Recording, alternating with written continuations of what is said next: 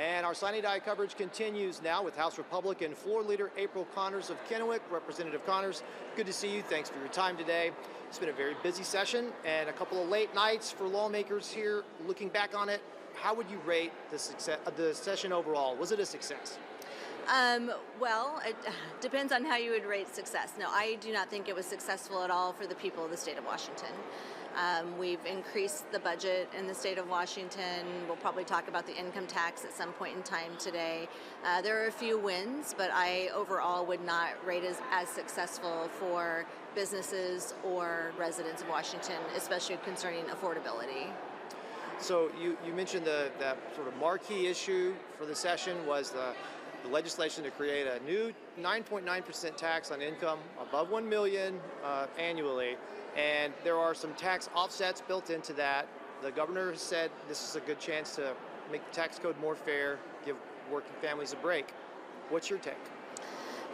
Of course, my take all session has been that this is going to be a tax eventually on everyone. We've heard throughout, as this was proposed, that it was by the majority leader, this could be a pie crust promise, that promises are easily made, easily broken. We've heard from the deputy majority leader on the House side in a Bellevue interview saying, look, you can't trust us. Like, it will eventually probably hit everyone if you look back at like what we've done to capital gains and other taxes. So I'm just really concerned for people of Washington that this is not going to be what is described as a millionaire's tax, but it's going to be a tax on everyone eventually, and that's what our constituents are saying. Very, very disappointed that we ended up not having a clause that it could go to the voters. I think that is one of the biggest problems. People voted 11 times not to have an income tax in Washington state, and here we are without the ability for the people to actually weigh in again.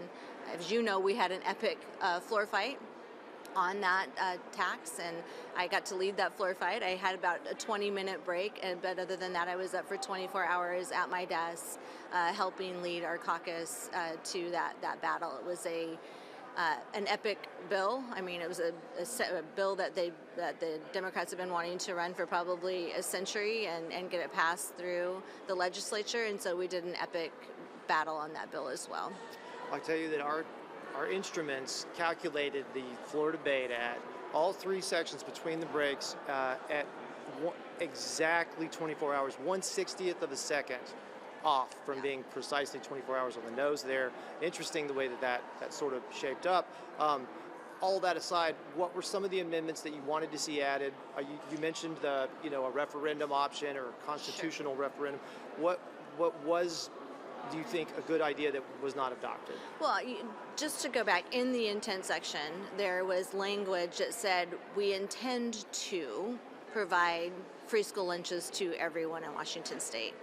If we really were going to do that, it actually should have been in the language of the bill, where we are saying in future, we're giving future promises to the people of Washington. Let's go back and in the future session and actually do this. So what some of the things that the House Democrats were saying were not necessarily, in my opinion, true. Like, yes, it says in the intent section we intend to do this, but to actually do it, it has to be in the language. And so seeing that, the pass-through income piece, I don't think that the majority party understood the pass-through income piece, especially for people that are farmers in our community, that they have S-corps or LLCs and they take their income, and then their income shows up in their tax return, but it doesn't necessarily mean that is actual income. It doesn't mean what they're taking home. They're most likely reinvesting it back into their farms, back into their businesses. So it's not just a tax on wealthy individuals, it is a tax on LLCs and S-corps. And that was one that we fought very hard. I think there were 4 or 5 amendments just on that one topic to try to get out of the bill with no movement, no issue to talk about it. So those were a couple of the really important ones. We tried to do some tax relief for farmers. We tried to do some savings programs for people with young kids. We tried to add a prepared food exemption in it. Right now, as you know, you go to the grocery store, you don't pay tax on food. Well, times have changed. And I grew up in the 60s, 70s, and back then parents didn't take their kids out to dinner. I know personally, I told the story on the floor, my parents would payday, we would get to go have pizza. It's different now. Parents are busy. Back in those days, there were a lot of moms that stayed home with their kids, and dads went to work, and it's not that way anymore. It's so unaffordable in the state of Washington that you're seeing almost all families having that both parents have to have an income. And so when you see that happen, they have to stop on the way home and get food. And so we tried to do an amendment that would have taken away the tax on food if you're grabbing it from McDonald's or from Burger King on the way home to be able to feed your family. And unfortunately, we couldn't get the kind of relief that we think would be really help with the affordability in Washington state. Are there any bills that seem like wins? Any bills you proposed that you're pleased that made it across the finish line? Well, this session for us was basically more about defense than trying to get through Republican bills. You know, personally, I had a couple that made it through that is going to be very helpful for our housing industry. But you know, as a whole, our caucus worked really hard to basically play defense this session. I will say I was happy. I'm a real estate agent, so I have seen a lot of capital flight in my personal job and since we left session last year to now. And so I would say one of the things I'm happy about is the rollback of the estate tax. What we, of course, we call the death tax in Washington, highest in the nation at 35% for top earners. I saw a lot of capital flight due to that tax in particular. And so the rollback of that last night was a big win for people in the state of Washington. I do still think we have one of the highest death tax in the nation, and I do think with the new income tax on higher earners that we will continue to see capital flight. We just saw it in the news this week from the former CEO and founder of Starbucks. So heading into 2027, which is a long way off, what do you predict at this point are likely to be hot topics, big debates next year? Well, I think we'll continue to see, I think when we come back next year, you saw last year they passed the estate tax, which was the highest in the nation. And then this year they had to come back and roll it back because of capital flight. As a matter of fact, the person who proposed the bill said in committee, too many people are leaving the state of Washington over that. So I think when we come back next year, we will see the effects of what the income tax bill has done, and hopefully we will be having some future discussion on how we do that. My focus next year and my big fight is going to continue to be affordability for Washington state. I'm also very involved in the housing arena, and so trying to build more houses in Washington between our permitting processes and government regulations. Housing has become so expensive in Washington state. We're the third or fourth highest priced homes in the nation. So coming back and trying to do some real reform on how we create more housing in Washington will be a top priority for me as well. What is your perspective on some of the law enforcement oversight or tech oversight legislation that passed?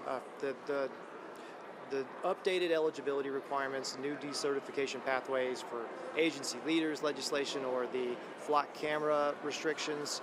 What are your thoughts about those? Sure. The flock camera restrictions actually kind of came around and was fairly supported by both caucuses when it came around, due to the fact that it added in, misdemeanors, and so the police officers could actually be able to use that system. I know our particular in Richland and Kennewick uses it extensively to help find people that are doing the bad things in our streets. So glad that the legislation came out in a place that our law enforcement officers were okay with it. As far as the sheriff decertification, I have a lot of concerns about that bill. Obviously, we fought pretty hard on that bill as well. I think we went over 8 hours.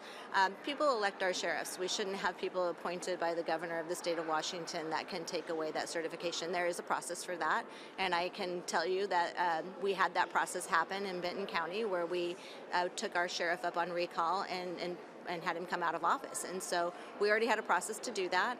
So very disappointed that went through this session. I am very in support of our law enforcement officers and our local sheriffs. So that will be something that we'll have to take a relook at next session to see what we can do to help try to fix that.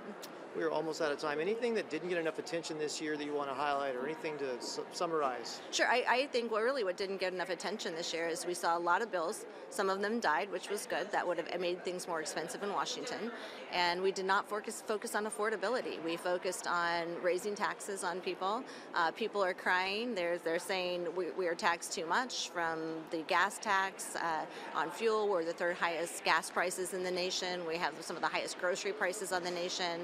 And this year, it seemed to me like there was no focus from the majority party on affordability. The focus was to grow government this year. And so next year, we'll be back to focus on what matters to actual people in Washington State, which is affordability. We'll have to leave it there. Thank you very much, Representative Connors. And coming up, we will have Democratic Representative Lauren Davis after a break. Please stay with us.